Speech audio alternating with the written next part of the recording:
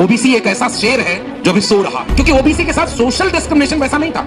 इसकी सांस्कृतिक और ऐतिहासिक जड़ें भी तो हैं। दलितों को आपने अछूत बना दिया, मंदिर में घुसने नहीं दिया। उनको जब अपना मसीहा मिला तो उन्होंने नायक की तरह उसको पूजा कि अगर बाबा साहब अंबेडकर न रहे होते तो हमको तो इंसान ही नहीं समझा गया था। इसलिए डॉक्टर अंबेडकर को पूरे देश ने दुनिया में पहुंचाया है, तो इस देश के दलित समाज के लोगों ने पहुंचाया है, उनको आपको बधाई देनी चाहिए। और ऐसा भ्रम है लोगों को कि ओबीसी तो कोई आंदोलन करते नहीं, ओबीसी तो कोई कार्यक्रम करते नहीं, ओबीसी का तो कोई आंदोलन की पृष्ठभूमि रही नहीं, सारा ओबीसी का लोग तो धर्म बचा रहा है, सारा ओबीसी सांप्रदायिक हो गया है। हालांकि ये पूरा सच नहीं है, आधा सच है। आजकल धर्म के नाम पर अफीम थोड़ा थोड़ा सब चाट रहा है, कोई कम कोई ज्यादा। बस फर्क इतना है, वोट सबका वो ले रहा है, कहीं बस चेतना कम है कहीं ज्यादा। जब पूरे देश में ओबीसी जहां जहां आंदोलन कार्यक्रम सांस्कृतिक आयोजन कर रहा है, तो वो बाबा साहब डॉक्टर अंबेडकर के बगल में महात्मा फूले, और उत्तर भारत में खासकर अब धीरे धीरे दक्षिण में भी वो चेतना पहुंच रही है कि बीपी मंडल की तस्वीर भी लगाई जाती है। इस देश को खतरा किसी चुनावी पार्टी या एक नेता से नहीं है। इस देश का असली खतरा ये नहीं है कि बिहार चुनाव जीत जाएगा या वो हार जाएंगे तो क्या होगा।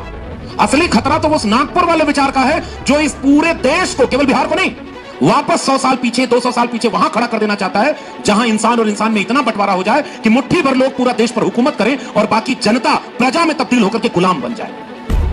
तो दोषी कौन है? जिसको अपना इतिहास पता होता है वो अपना इतिहास लिखता है, और जिसको इतिहास पता ही नहीं वो गुलाम बन करके, शिकारियों के इतिहास में हिरणों की गाथाएं नहीं मिलती।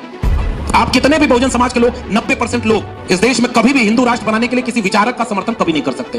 हिंदू राष्ट्र हमारी लड़ाई है ही नहीं। और बहरूपिया जब आएगा तो भेष बदल कर आएगा। जिस गांव में जहां जाएगा वहां का वो रंग का चोला पहन लेगा। मेरा तो बचपन से ही नौगछिया से एक रिश्ता रहा है। मैं बचपन में भागलपुर चाय बेचते बेचते एक बार आया था, इस स्टेशन पे गया था। अब भागलपुर वाले खुश, अरे ये तो हमारे बीच के आदमी है। मैं जब एक बार यहाँ पर कहीं चाय नहीं मिल रही थी तो मैंने फिर से नाली के गैस को फिर से वहां पर बर्तन लिया, उसमें टोटी लगाई और उसमें पाइप लगा के नाली के गैस से चाय बना ली थी। अब पूरा देश इसी में मगन।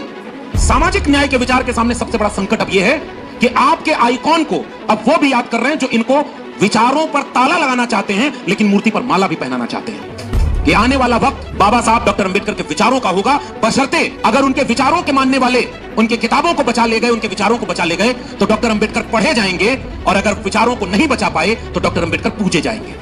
इसी देश में जैन समाज के लोग महाराष्ट्र और मध्य प्रदेश में प्रोटेस्ट कर रहे हैं क्योंकि जैनों का मंदिर तोड़ दिया गया, उनकी जमीन भी कब्जा की जा रही है। इस देश के लोगों को जब हिंदू बनाया जाता था तो लगता था कि केवल मुसलमानों को ठीक किया जा रहा है, चूड़ी टाइट की जा रही है। अब्दुल की चूड़ी टाइट हो गई, उसी में अकरम की चूड़ी टाइट हो गई, और उसी में हिंदू खुश। जायदा कुछ न कर था तो कम से कम उनको तो ठीक कर रहा है। लेकिन बारी बारी वो नंबर सबका ले आएगा।